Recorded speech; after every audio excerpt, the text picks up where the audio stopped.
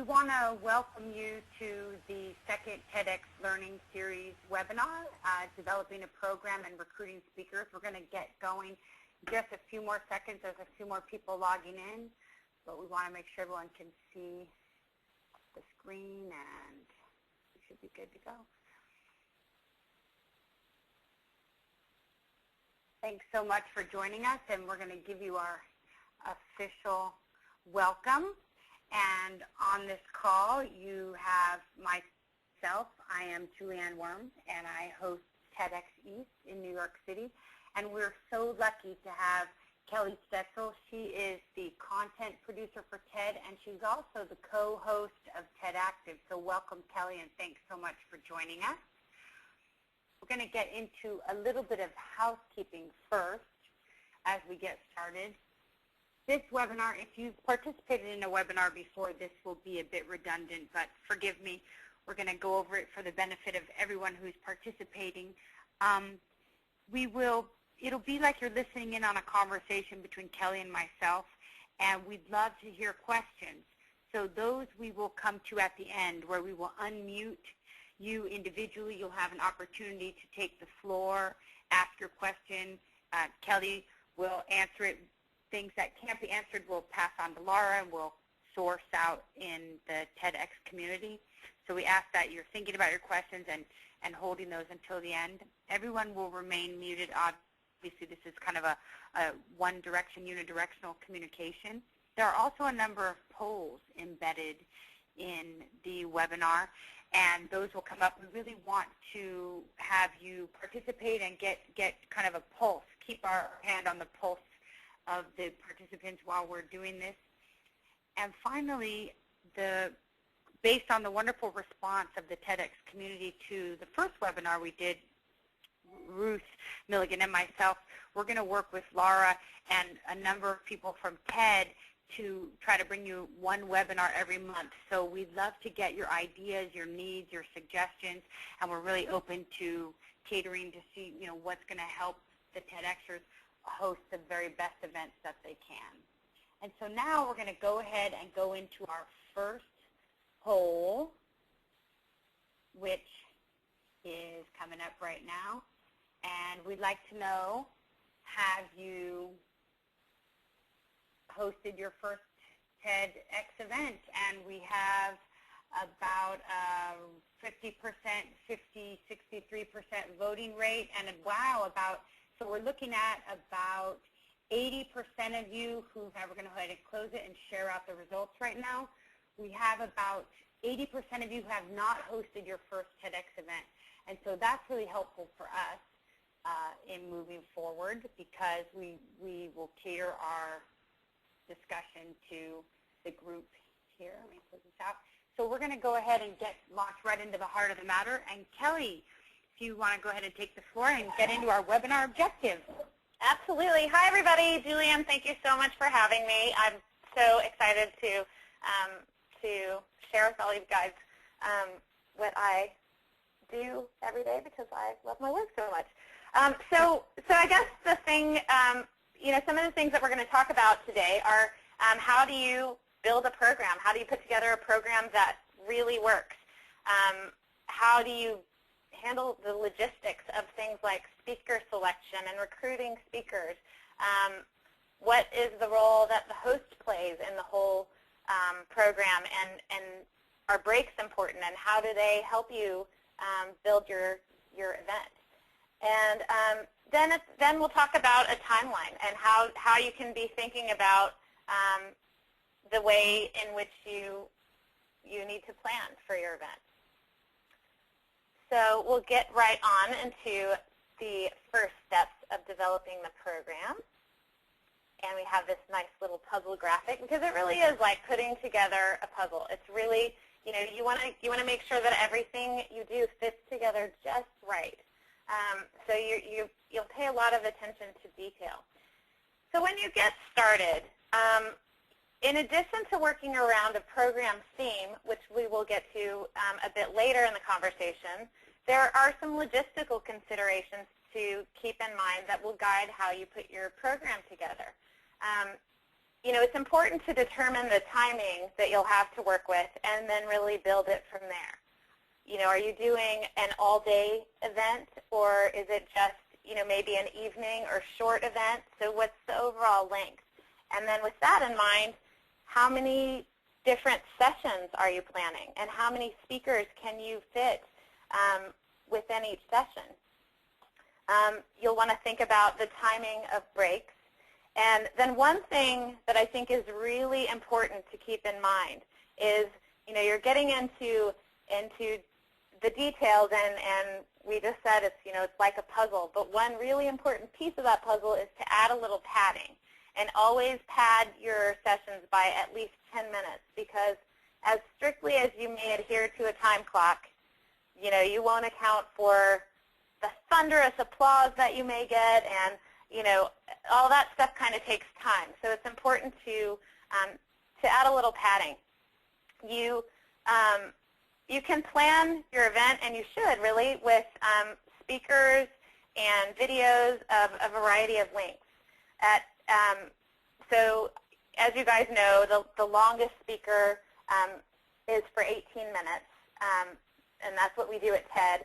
And so sort of our anchor speakers, or who we consider anchors, are at 18 minutes. And then we have, though, a variety of other speakers that we bring in at 12 minutes, 9 minutes, 6 minutes, 3 minutes. And the reason for these numbers, you can go with 15 minutes, or it doesn't have to be a multiple of 3. We use these numbers because they kind of send a message. If you say 5 minutes or 10 minutes, then a speaker thinks, yeah, I've got like 10 or 12 minutes, something like that. But you really want people to stick to the clock, so you know how to plan the whole thing. So we have found that it's really helpful to use these kind of odd numbers, and then multiples of 3 are just easy to remember. And so, how do you determine who gets how much time?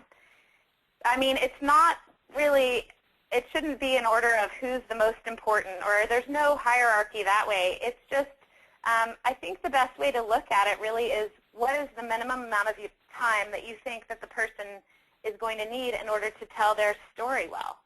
Some stories are just not 18-minute stories, and if you have a speaker aim for 18 minutes, then they may end up filling it with some fluff, which is just not what you want. A tech demo, as an example, just rarely takes 18 minutes. Our tech demos we usually put in at 6 minutes. Just because you know that someone is going to be spectacular is not a reason to give them 18 minutes. You want them to leave the stage when people have clearly heard their story or their talk, or really enjoyed their performance, but they're still wanting more. And then you can encourage people to connect with the speakers and ask them questions on the breaks, but not during the event. Julianne, do you have anything to add to that? Well, it's interesting because right now, as I'm just working on the program for my next event, it's been interesting because I noticed that people vie for the 18-minute slots, even though in reality that doesn't necessarily mean that there are more, there doesn't need to be prestige associated with the number of minutes. And one of the things that's been helpful that we've been doing is actually giving our speakers a time frame that's probably a little bit shorter than in the end they're going to get, because I know if they can keep it to a main idea in 9 minutes, that if I go up to 12 minutes, that it'll be more comfortable, because people usually overtalk. So that's been a little bit helpful. But I have to say, really kind of stepping away from committing the minutes part. There gets to be a lot of attachment to how many minutes. I'm kind of wondering, Kelly, if you might be able to share from your experience how you kind of negotiated that when you start talking to a speaker. If it's not going to be an 18-minute slot, how do you know that? How do you let them know that? Usually, I find in pretty much all situations, if you can, it's best to, go in with your expectations from them. So we usually have sort of an exploratory conversation with them first, and I wouldn't start out saying you have an 18-minute slot and, oh, now we've cut you back. But if you go in and say we have speakers that speak in a variety of lengths, and we're thinking, do you think you could tell this story in 6 minutes? Because it would make a spectacular 6-minute piece, right at the spot in the program. And sometimes they will negotiate for more, and if they have a good reason for why they need more time, then it's worth making it happen. But I mean, I think just to have them participate in the conversation about timing and to understand, so that you understand why they need the time that you're giving them, and that they understand why you're giving them the time that they are, then you'll come up with the best talk in the end. That sounds great. Thanks for the. We're going to go on now to our second poll and find out from our group. We have about 104 people on the webinar right now, so it's great. What do you guys think in terms of organizing your event? For the overall length of your event, 1 to 2 hours, 3 to 4 hours, or a full day? And I think that's a very kind of curious delineation, how much time, not only in the sessions, and Kelly, you've kind of spoken about that, but also how long is the event? Because TED is obviously 4 days, and TEDx, the events are, I think, a 1-day maximum. So it's kind of curious. We have 82% of the people having shared, and what we found out is that 50% of you, 51%, you should be seeing the results right now, think that full day is the appropriate amount, ideal. 3 to 4 hours for 36%, and 1 to 2 hours for 13%. So that's an interesting, and let's go on to our next. And here we go, Kelly. This is all you. All right, that is really interesting.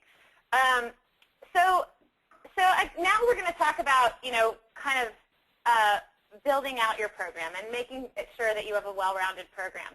So at this point, we're assuming you've been out there, you've booked a few speakers, you've thought about your timing and all that. So when you get to the point that you've booked, say half or 60% of your program, that's time to lay it in front of you and lay it in front of yourself and give it a good hard look and see what you may be missing. I think it's really important to look at it and think about what you may be lacking content-wise or where you may be heavy content-wise, and get the balance of that right. It's also important to think about whether you have an ethnic balance and gender balance in your program, and also to look at it and think about whether you have too many really thought-provoking intellectual speakers. If that's the case, you may want to add in a few palate cleansers so that people's minds get a little break and can sort of switch gears. Another thing you might want to consider is having a few people who are leaders in their field and a few people who are emerging thinkers. But overall, you want to really think about the program when you're halfway there and you still have time to change it, and think, are you meeting your goals with the programming that you're putting together? So at this point, when you've got about half the speakers or a little bit more than that too, it's a good time to start building out the individual sessions if you're going to have more than one, and to put the speakers in groups. And we'll talk about this a little bit more later too. But a good approach is to build the program, sort of around your big speakers, the 18-minute ones, and then think about ideally who or what you would add to get it to perfection. What is the ideal scenario? And then put in some placeholders for who those speakers are and go after them, whether they're names or whether they're, like architect or whatever. Find who the best speakers are. And this is also a good time to think about what TED Talks you might want to include in your program. You probably don't want to group all the TED Talks, the videos, in one spot. You probably want to space them throughout your program.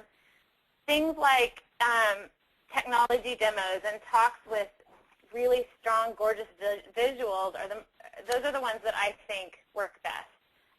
And they're a really great tool, a great resource, because you already know exactly what you're going to get from them and what to expect. Julianne, do you have anything to add to that from your experience? Well, you know what, actually, Kelly, I wanted to ask you a couple questions. You just said some fantastically interesting things, and one thing I wanted to ask you about, when you talk about, you just used the term palate cleansers.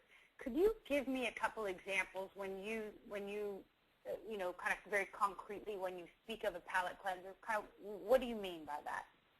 Well, sometimes it could be a piece of music that's not not really challenging music, but just it could be somebody that comes and plays a really nice piece of music, or it could be at TED we choose videos that we think are funny or things that we like or are really beautiful that are just short, little interstitial videos. Or it could even be a longer speaker that is a comedian or a magician or something like that that just takes your mind and puts it into another space that's less about some sort of provocative concept and is more, it lets you kind of relax and enjoy and be entertained for a minute. That sounds great. And let me ask you one other question, because on that last poll, I felt like I rushed a little bit past it. I wanted to circle back because I think you and I were maybe both a little bit surprised that 51% thought a full-day event would be ideal, with 36% on 3 to 4 hours and just 13% on 1 to 2 hours. I'm wondering if you kind of had any thoughts about, maybe some of the strengths or benefits to a shorter or half-day program versus a full-day program, kind of based on your experience. Yeah, I think, definitely both have their benefits and strengths. I think shorter programs, one real benefit of a shorter program is that you can put something together in less time. And they probably need to be a little bit more focused. The benefit of a longer program is you have a chance to go kind of broad and to really get in a lot of people you've dreamed about meeting and dreamed about hearing from. There's just an opportunity to include, more. Well, let me ask you one final question, and I agree with you on that kind of full-day program, because I know I feel like now my program is so packed because there's so many interesting people and that we've reached out to, so it's almost like we're actually saying to some of the people that are confirming now that we're full, we're kind of rolling them over into the next event, which has been an interesting way to start to build momentum for us at TEDx East into the future, so that we say, hey, you know what, we know we want to do this a third time and a fourth time, so kind of for what that's worth to the listeners. But let me ask you one more thing about using the TED Talks kind of to flesh out and round out your program. I'm wondering if you could talk a little bit more about, kind of recommending, and I don't want to put you on the spot because I think we can actually ask Laura to help maybe generate a little bit of a list or a database of talks for the TEDx community that people liked and have seen and have received well. But when you think about some that you've seen, what are some that come to mind that would serve well at a TEDx event? Yeah, I think, a lot of ones, because we're filming and we have a lot of cameras, so we're able to get all sorts of good shots. The ones that kind of, where the camera works in our favor and got in and caught something close up or something, those translate really, really well on video. And so things like, there's some really great tech demos. There's Donnie Lee, who did the Wii Remote Hack a few years ago. It's fantastic. There's Dave Gallo doing undersea exploring. It's just gorgeous footage of the deep ocean.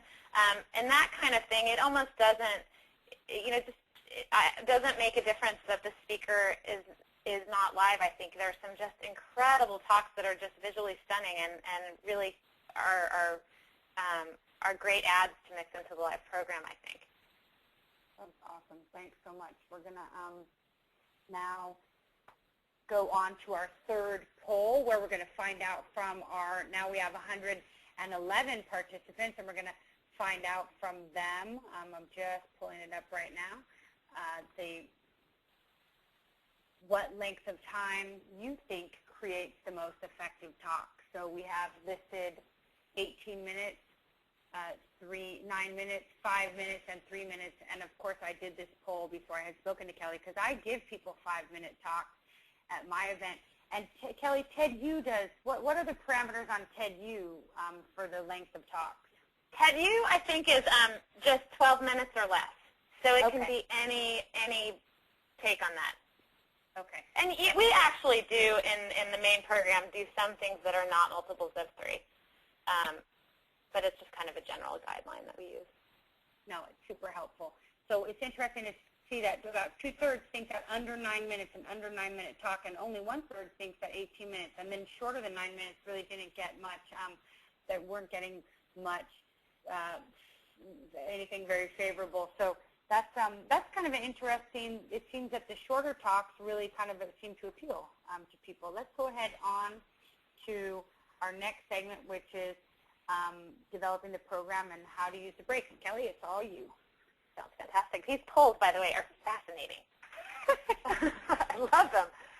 So breaks. You know, breaks are something they're probably not the first thing that you think about when you're thinking about putting together your program. But I will tell you, I think that they are a very important piece, can be a very important piece of the whole event. People really crave the chance to connect over the content that they've just heard together, and I think they're a really big add. At TED and also TED Active, the times in between the sessions are really considered at least as important by attendees. And something that we've noticed is that people who really engage in the breaks, the people who are out there trying to meet as many people as they can in conversation, or who participate in activities that we have on the breaks, are the people who really rate their experience of the overall event highly. And if your event is only one session, you might consider doing something social at the end, so you can still use this as a part of the whole experience for people. You know, sometimes when you're thinking about breaks and you have multiple sessions, you need to have a break for tech reasons too, so that your speakers who are coming into the next session can get prepped, so that you can do a music setup or set up for a technology demo or something like that. So it can also be an important logistical part of putting the event together. So in thinking about how long a break should be, that's something you'd want to keep in mind if there are any logistical reasons for the break. But also you want to think about, you know, making sure that people have enough time to chat, to take a bio break, to get a snack if you're serving food. So, you know, 45 minutes is probably roughly a minimum. I mean, depending on the number of people that you're having overall. If you are having more than one session, I think food is really important, because you're going to start to lose people if they get hungry, it makes them tired, and that sort of thing. So that is something to keep in mind. It's great on the breaks to include stuff for people to do as well. It helps the shyer people connect. It's something that we're huge on at TED Active, because at TED Active, we're essentially watching the main talks on monitors. So the breaks are really spectacular. And so we do things like, you know, we've had group bike rides. This year, one of the things that we did that worked so well was we had a hacker workshop where there was all this kind of hardware and stuff that people could put things together and make things together. So it was a good place for people to sit down and kind of learn together, try to do things together and make things together, and it really was an amazing icebreaker. We had interactive art, which can also be, you know, a great thing. It adds a lot just to the look of the event, but it's a great way to get people to connect. You can put together some kind of scavenger hunt type of game where you're learning things about other people in the process of playing a game, and it gives you it makes it easier to kind of approach people. You know, and another thing that we're really big on at TED Active, and that I totally recommend, is, you know, you can get your attendees to help you with this kind of thing if you plan in advance. People, I think, get really excited about the event and look forward to it and love to contribute things that they're good at. And it doesn't mean less work for you in most cases, but what it does mean is that you've got people involved as attendees who are really, really engaged, and it's great to start out with extra enthusiasm and support. You cannot go wrong with that. But it's good to think about whatever you do plan on the breaks as being something that keeps people constantly moving and keeps people really engaged. And, as an organizer, you may be tempted to kind of stay behind, stay in the theater, get the speakers prepped and all that sort of thing. But I'd recommend, too, making every effort yourself to, get that covered by someone and get out there and meet as many people as you can yourselves, and to make sure that they're socializing, get a feel for what's going on out there, and make sure people are having a great time. And sort of think of yourself as a dinner party host all the time that the event's going on. Julianne, do you have anything to add? That's great advice. I think that that idea of being like a dinner party host, I know at the TEDx East event we did in November, I found myself doing exactly what you just spoke of, not as a dinner party host, but kind of getting things done during the breaks. And I know that going forward, I'm definitely going to take your advice and try to have it organized in a way so that I can really kind of interact with people. And I think that, since I work in education, and one of the things I believe is that some of the greatest power in TED is the idea that people are building knowledge in a social setting. We're connecting, surrounding ideas. And that's like so much fun at TED and TED Global. And I think that engaging in that and creating that structure is so important for the people that come to our event. So I think that that's super, super advice. And let me ask you something, Kelly, just kind of to get your ideas on when you talked about getting attendees involved and kind of on building the breaks or doing things. Did you have any recommendations, kind of how to go about that, or how to manage that, how to engage people in that way to kind of pull them in, and any ideas on that? Sure. I mean, I think people get really excited about coming and enjoy hearing from you in the time leading up to the conference a little bit. And so what you could do is send out an email and say, okay, we've got 2 breaks scheduled, and we're looking to bring into each break a game, some interactive art, and a physical activity. If anybody wants to contribute something, please send me a note back. Let me know what you can contribute, and we'll consider all possibilities and would love to have your help. And I bet you'd hear great feedback, and then you'd have a choice of great things to choose from. Okay, I'm doing it. I'm going to report back. I think that's fantastic. I'm doing it. I'm going to try. Okay, excellent. Now we're going to go on to our next poll and kind of find out what our participants think about, which of these ideas would be most effective for them. So let's go ahead and launch this poll. And, of the ideas that Kelly just spoke about, longer breaks, tech demos, games, organized snack groups. It's interesting, and we're at a small percentage of voting right now. We've got the majority. We're at about 50% think games, some on tech demos. I really love that idea, Kelly, that you just said about even having like multiple things happening on a break so people can kind of self-aggregate. It helps them really kind of engage around that. So right now I'm going to go ahead and close the poll, and it looks like we have 11% looking for longer breaks. Let me share this out. Longer breaks, 38% with tech demos, 29% with games, and kind of 22% with organized snack groups. And I think there's a lot of interesting ideas in here, so I will really want to kind of put it out there to the TEDx community to share out with us what works, because I think there's some really interesting best practices we can all learn from in this. So I think that this is going to become my new obsession, is what do we do on breaks.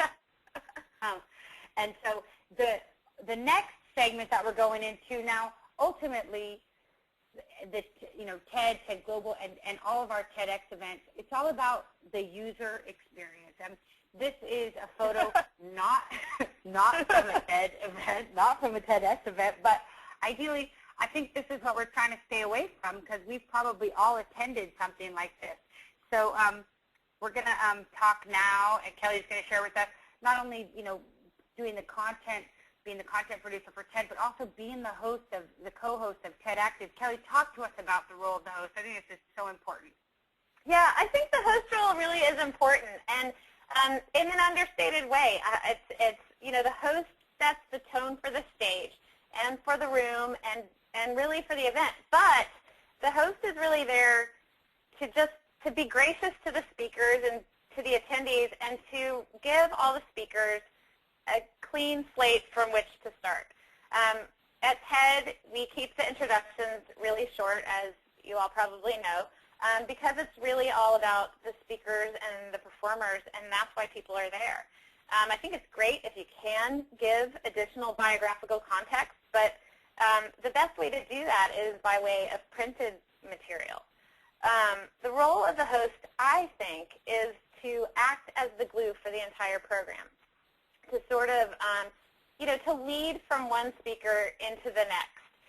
An example might be, if you had a marine biologist and then the next speaker was an astronaut. Let's say it's Anusha Ansari. So your transition might be, okay, now we're going to go from the deep ocean to outer space. Anusha Ansari is the first private female space tourist.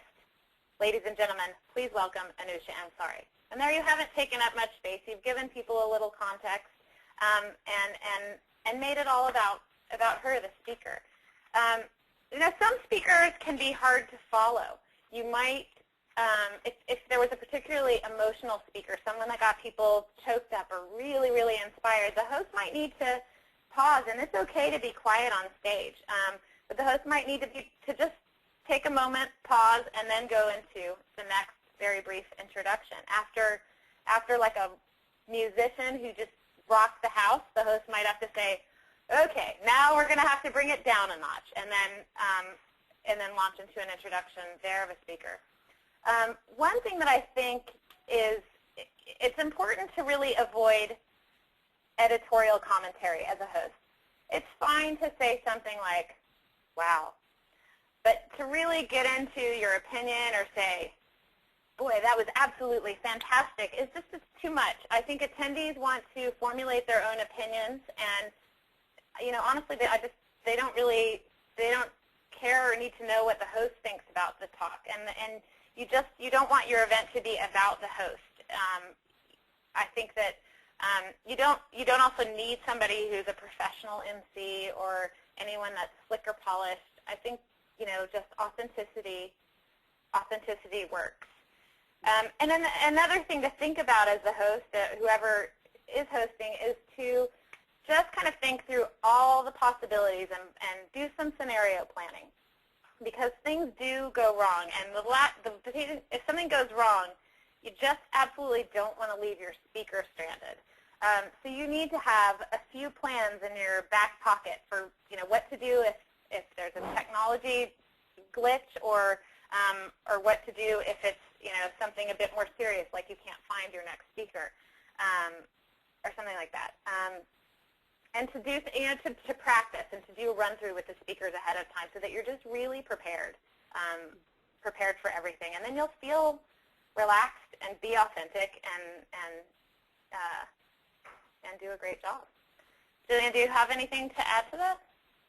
Well, what's interesting is I'm thinking about one of the things that was really a challenge in our first event that I would offer out to other TEDxers is we didn't practice kind of protocol with the speakers on when they finished their talk to wait on the stage until we came back out to thank them and shake hands. And even though that was a really kind of, it was a detail obviously that fell through the cracks, unfortunately, on my part, but now going forward, those kind of logistics are really important, so that it has like kind of a nice completion. So it's kind of brought to full circle, I would say, from my experience. But I wanted to ask you a question about, I know that at TED, Chris and June take different sessions to host, and then at TED Active, you and Reeves, you guys are the co-hosts.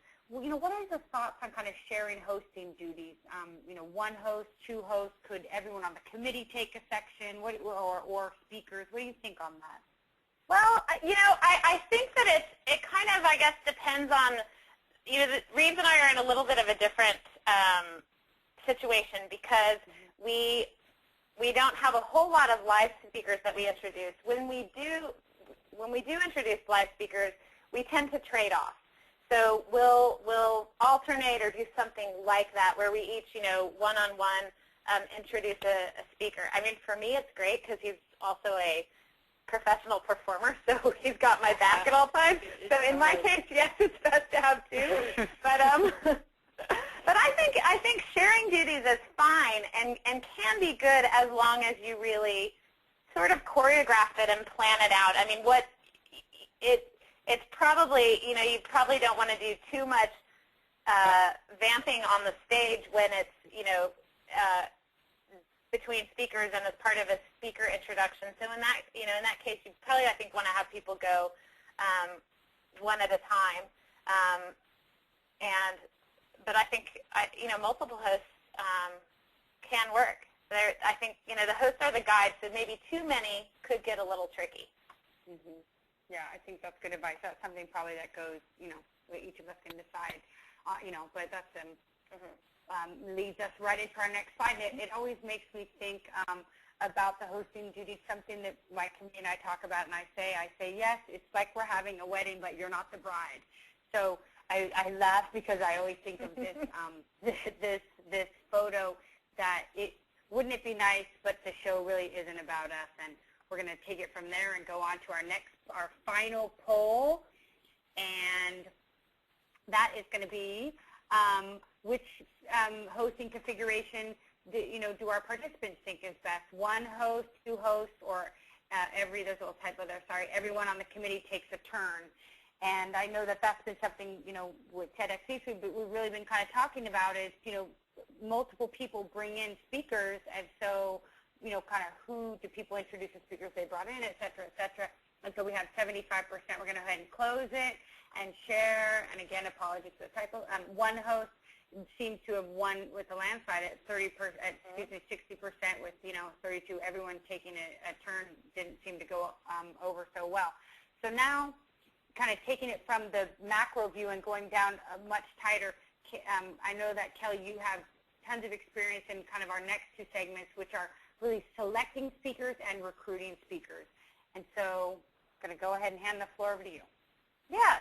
So for selecting speakers, I think, the first thing you do before you get started on putting your program together is to set up some logistical parameters, to think about what you can feasibly pull off within your budget, within your timeline, and just within your resources, and let that serve as your guide. So things to think about are like, will you pay for travel, accommodation, and what's your budget for that? And, to put your speaker program together according to that. Another important thing to think about is, does the person you're inviting have special logistical needs? Things like music, there's always a lot to do to set up for music. Even sometimes with just an individual performer, that can get complicated. Dancers need a certain, have certain stage requirements.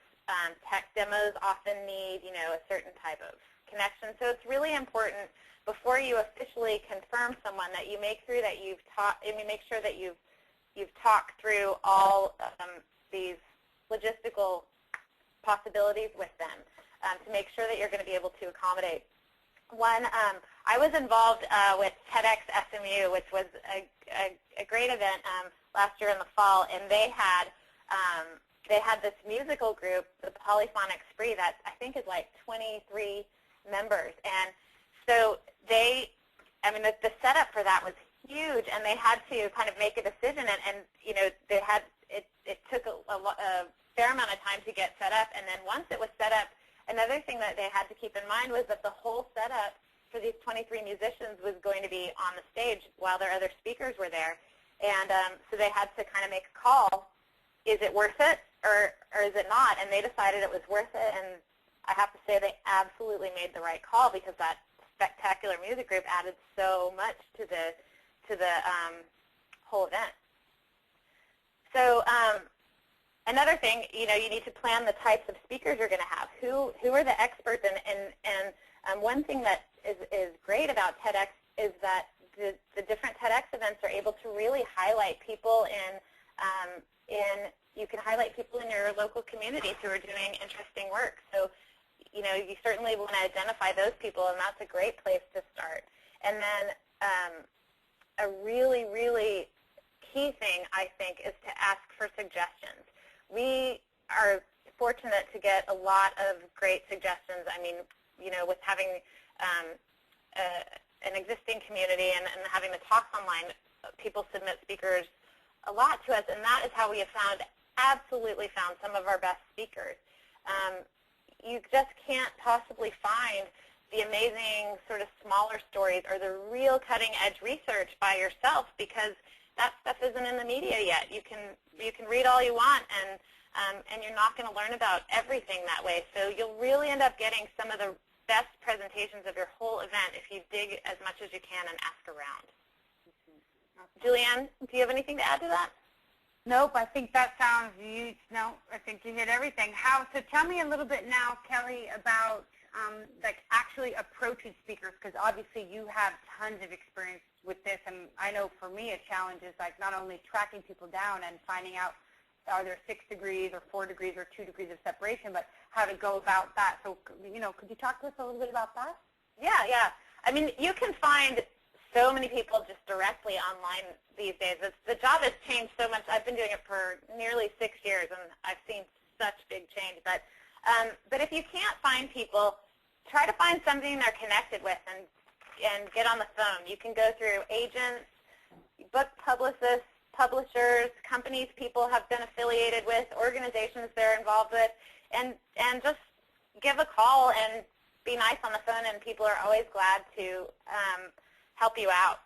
And then if you don't, and then go ahead and send the invite. I think an email invitation is probably a good place to start, because people, you can really lay it all out there. You can give them a sense of what TEDx is, what the event is, and give them a chance to think about it and do a little research.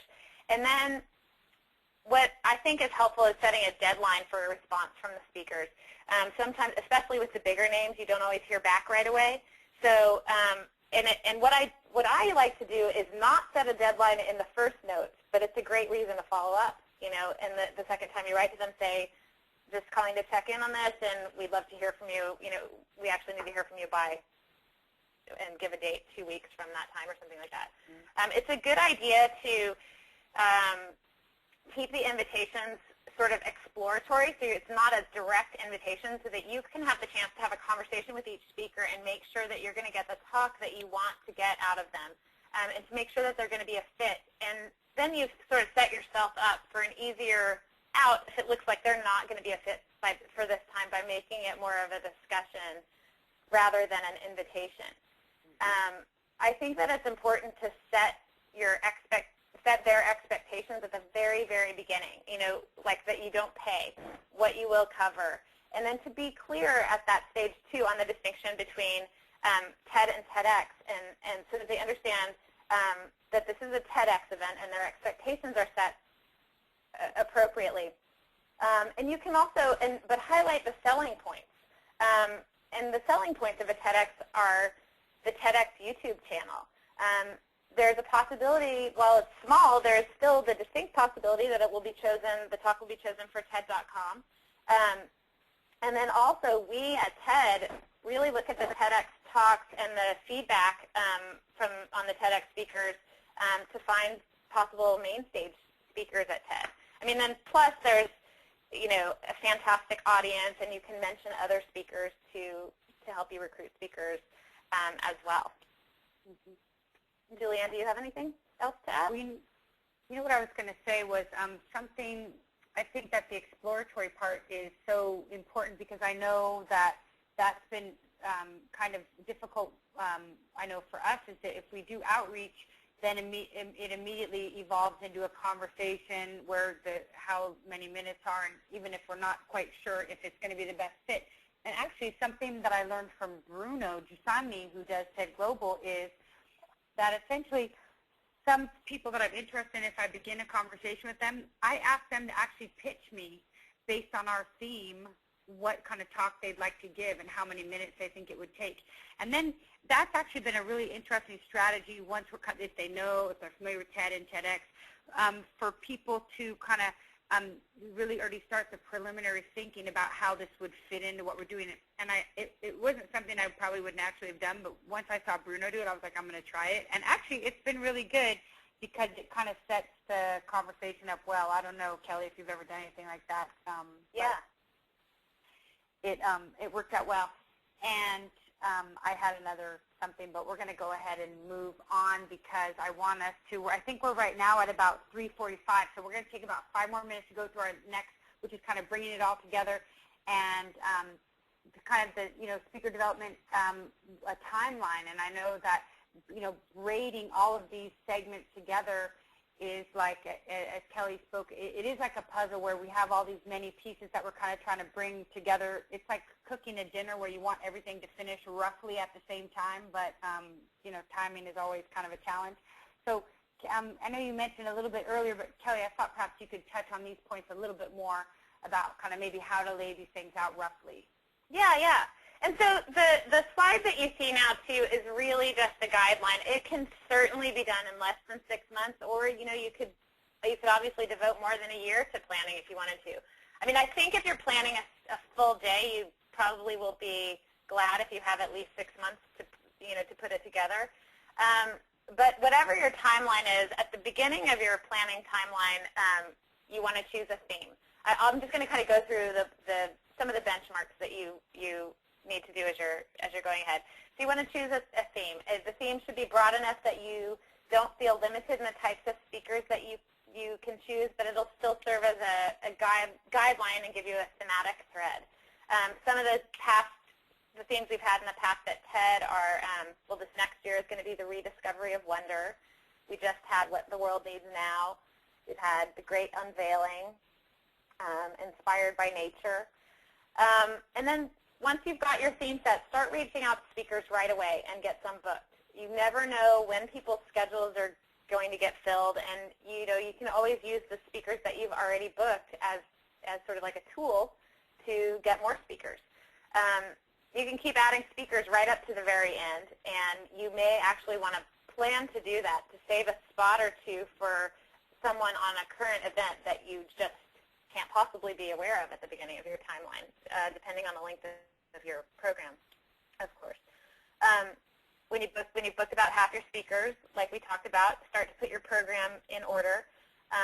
You can really use one of 2 approaches with this. You can start from scratch when you're halfway there and start to see what groupings naturally emerge. Or what we do is that we actually start with some session themes in mind and some types of speakers that we want to have, and we use those to build our program. And then at about this halfway mark, we revisit the setup and the program that we've laid out, and then make changes to it based on how things are looking and who we have confirmed. And there are always changes. But I mean, it's fine to also, put your program together after you've gotten some of your speakers, and especially if it's not going to be a full day. Then make sure that you share the program plans with the speakers before you print anything, so that you want to be sure that they're comfortable with where you've placed them, and they're comfortable with the company they're in, who's speaking before them, who's speaking after them, and you just want to make sure that they really know what to expect. Julianne, do you have anything to add to that? No, you're the expert. I think that sounds fantastic. But you kind of hit on your closing points for us. I know you had some final thoughts to hit it out of the park. Yeah. I mean, so yeah, really to sum it up, I'd say your program and the flow of it are the key to the success of your event. So make sure it works well. Make sure it provokes thought and conversation, and maybe even that it provokes debate. And then try to incorporate some elements that will delight people and make them feel awe and inspire them. The best way to ensure that your program is going to be strong is to make sure that your speakers and your performers communicate with passion. That's it. They don't have to be all slick and polished, but if they're passionate, that authenticity is really important. And then make sure that you spend plenty of time and give a lot of attention to getting all aspects of the program flow and balance just right. It always shows, and it will absolutely pay off. And that's it. I think that sounds fantastic, and I want to, before we move into questions, Kelly, I want to thank you so much for taking the time to share your experience and your expertise. I think it's such you have such a rich amount of information, content, and otherwise to share, and we really thank you. And I want to just do one more housekeeping, which is that our next webinar is going to be on April 20th, and it's going to be a Q&A with Chris Anderson. So I want to make sure that all of the TEDxers on this webinar mark it on their calendars because it's a not-to-be-missed event. And now we're going to go ahead and go into questions. And let me tell you how this is going to work. Essentially, I'm looking right now at the attendee list, and it's next to their hands. There are some, let me open this other one. If you have a question, then you can, let me bring it up here. Oh, I see there's a whole bunch of questions. And I was going to unmute on you. And you know what actually I'm going to do instead, because I think that just in terms of logistics it might go a little more quickly, is I'm going to go ahead and just, Kelly, read you the questions that we have, and then you can maybe just kind of speak to them as we go down.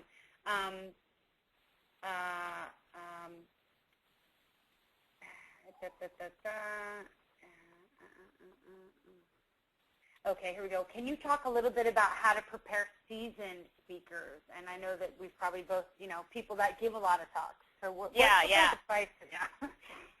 I think that's an important piece because and it's a good question because it's something that you have to do. I think they should understand that what you're asking for from them is probably not, though in some cases might be, their usual talk. So one good thing that you can do is give them links to some TED Talks that you know that you think might be in a similar vein to what they're presenting. But also, it's definitely important, no matter how big a name they are, that you have a really good conversation with them ahead of the event and make sure that you understand what they're going to be talking about and they understand what your expectations from them are as well. Okay. That sounds great. Here's another question. Someone wanted a point of clarification. 10 minutes between speakers or between sessions rather, or 10 minutes between talks? Oh, the padding of is what I'm guessing they're thinking. I think just 10 minutes to a session. If you have a session that is you expect to run from 3 o'clock to 4 o'clock, plan for it to run from 3 to 3:50, and it probably will run until 4 o'clock. Okay, that sounds great. And also, what is your kind of experience and thinking around Q&A? So does the audience have direct access ever to the speakers once they're on the stage? I'm kind of wondering, that was one of the questions that came up. I think it's a great question. It is a great question. It's something we really rarely do it. I mean, what's really hard is to, when you do that, you don't know what kinds of questions you're going to get. They often tend to be really personal questions that don't apply to the whole audience, or somebody gets up and spends a lot of time saying, I'm Kelly Stetzel, and I'm the content producer for the TED conference, and what I want to know is, and it's just, then that takes away from the impact when it ends up being like that. So that's also why breaks are really important, and why I think it's great to encourage people to encourage your speakers to stick around and be really available on breaks so that people can ask them questions. But I think that's probably better done one-on-one than it is in front of everyone else, because you don't know what you're going to get. Some speakers are great at it too, and then some don't do as well in Q&A as they do with a prepared talk. And you know what I was going to say also from TED this year is, what I did notice is that when it was kind of opened up to the audience participation, it's just like such an unknown factor, so it can make or break a talk, and it seems like that's maybe not the position we want to put the speaker in, right? We want to set them up so everyone has a fantastic experience and is as successful as they can be. Right. And the other thing is too, I think that you can also, as the host, if the speaker gives a talk and there's something, the host may get a sense that something wasn't clear, or that there's a little bit more to the story that they want to find out. That's a good way of asking the right kind of question and maybe seeing where the speaker takes it. You could try that. Okay, I think that sounds great. Here's another question. What do you think of booking celebrities for a 1 to 2 hour event? If your TEDx event is just 1 to 2 hours, kind of what's your experience on celebrity bookings? I say go for it. Try to get whoever you want, and if you can be really surprised by who is willing to participate, and it is always worth a try. Sometimes celebrities are harder to get. Sometimes they, are harder to book well in advance, but sometimes they're free at the last minute or something like that, and you should always try. I think that sounds great. Here's another question someone asked was about timing breaks. So when you are, how far into the program, you had talked about 40-minute breaks. How long should the content sessions be? Probably, around a couple of hours, and then a break, 2.5 hours.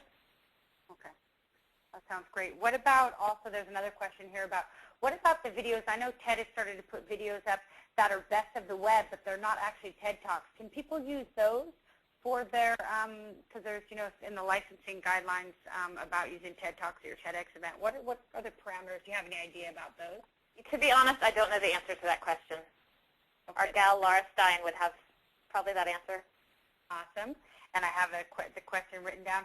What about, someone had written in, I think this is interesting too, about teleconferencing, the idea of having a speaker come teleconferencing. What do you think, what are your thoughts on that one? We have simulcast speakers in before. I think it can be tricky. It depends. And I was actually, I was at a TEDx event where they did that. I think if the speaker is really well prepared for that, it's tough because they don't have the energy of the audience to feed off of. I think you want to make sure it's really worth teleconferencing that person in. And if you are teleconferencing that person in, you might think about doing it for a shorter length talk because it is a risk and it does add in this whole, kind of an extra element of stress and an extra technology element that is out of your control, and then it may or may not affect how dynamic the speaker is able to be. Okay, great. What about the time? Someone asked about the length of time you thought that you would, lead time you would need to plan a 4-hour event. Would 3 months be enough time, do you think?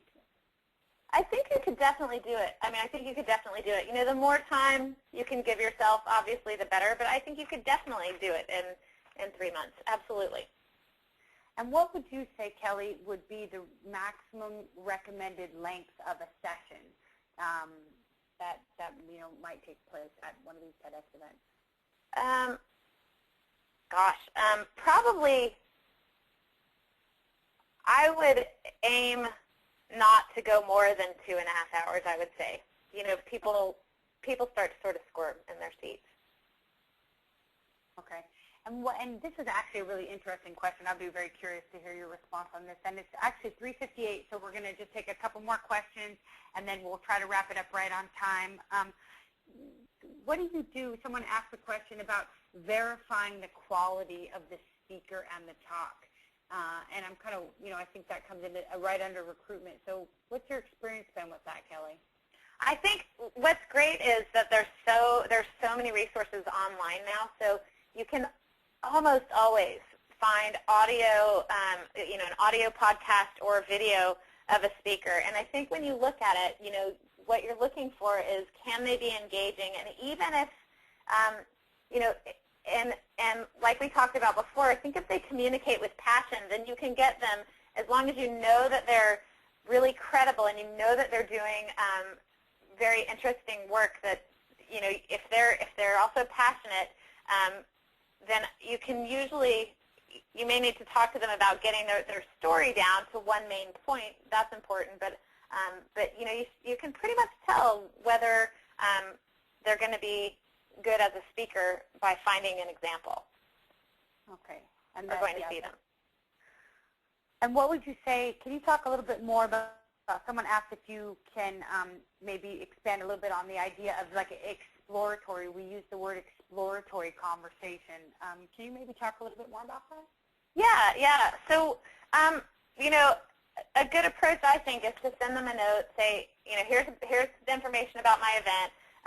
we would like to explore the possibility of having you participate. Can I set up a phone call with you?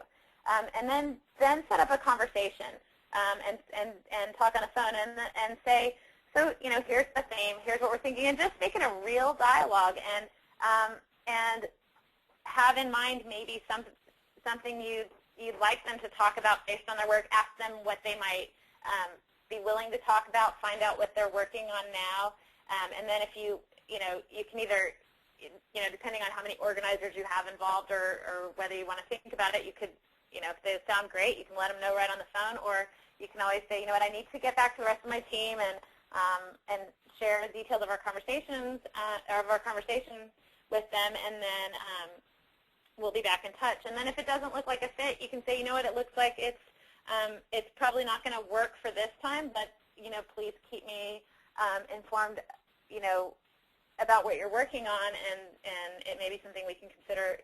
We might want to talk about doing something in the future if that's true. And then if it's not, you can just simply say, I don't think it's going to be a fit.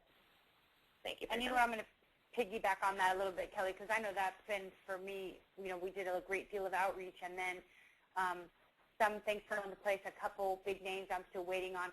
And as I said, then a number of people have kind of responded lately.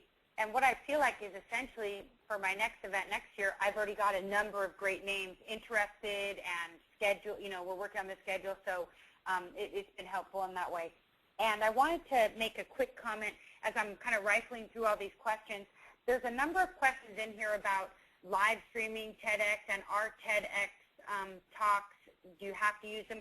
These are a number of questions that, in all honesty, if you read the branding guidelines, which are on the TED website, you can find out answers to tons of these questions. It's kind of laid out. Laura's been absolutely wonderful about kind of spelling that stuff out, just so that not to not answer people's questions, but to make sure that you know where to go as a resource, that a lot of these things you can just go ahead and find. They're already in print. And I'm going to say we're going to wrap it up on time because we love to follow everyone's time. It's 4:02.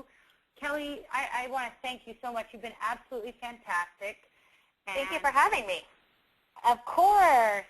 And this talk will be posted online. All of you will be getting a link to the where it's posted on Vidler so that you can listen to it again. It will have the slides, et cetera, et cetera. It's being recorded right now. We want to thank you for your interest and ask you to mark April 20th on your calendar, and we look forward to meeting again next month. You guys have a great day. Thanks so much.